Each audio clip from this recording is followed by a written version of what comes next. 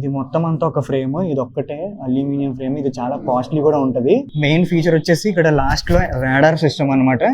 ఇప్పుడు వచ్చే ఈ బైక్స్ అన్నిటిలో కూడా పక్కా రాడార్ అయితే ఉన్నట్టు చూసుకుంటున్నారు. Radar and ADAS features. ఇప్పుడు ఏం లేదు, మనకి బైక్ వెనకాల నుండి సడన్ గా ఎవరైనా ఫాస్ట్ గా వస్తే కనుక మనకి నోటిఫికేషన్ అనేది వస్తుంది. అండ్ పక్కన హజార్డ్ లైట్స్ అంటారు కదా, సేమ్ మనం ఇప్పుడు కార్ లో వెళ్తే ఎలా ఉంటాయో రాడార్ సిస్టమ్. అంటే ఎవరైనా సైడ్ నుండి వెళ్తున్నప్పుడు మనకి సైడ్ మిర్రర్స్ లో మనకి నోటిఫికేషన్స్ అనేది కనపడతాయి. X47 క్రాస్ ఓవర్ అంటే మెయిన్ అడ్వెంచర్ ప్లస్ నేక్డ్ అనమాట ఈ బైక్. సో అందుకనే క్రాస్ ఓవర్ అని పెట్టారు.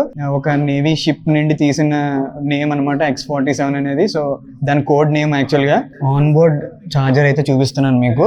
ఇది సీట్ కింద అయితే ఉంటది. ఇదిగో సీట్ ఓపెన్ చేసిన తర్వాత మనకి సో ఇక్కడ ఫిక్స్ అయ్యి ఉంటది అనమాట. ఇది on board charger. Okay, fix చేస్తే ఇంకా మనం డైరెక్ట్ ఇక్కడ చార్జ్ చేసుకోవడమే. ఇంకా మనం ఏం చేయం అసలు. ఇది యాక్సరీ కింద వస్తుందా? ఓకే, ఆన్ బోర్డ్ చార్జర్ అనేది యాక్సరీ. పైన స్క్రీన్ ఒకటి వస్తుంది అనమాట. ప్రెసెంట్ ఇది లేదు. ఇది యాక్సరీస్ కింద మనం యాడ్ ఆన్ చేసుకోవచ్చు. F77 కి ఎలా ఉందో సేమ్ అలాగే నావిగేట్, ట్రిప్ సెట్టింగ్స్ ఇవన్నీ కూడా కామన్. ఇక్కడైతే మన బైక్ ఫీచర్స్ అన్ని చూపిస్తుంది. మై X47 ఉంది కదా, సో అందులో ఇది రెకాన్ వేరియంట్ అనమాట. ఇది హై ఎండ్ అంటే 10.3 kWh ఇది.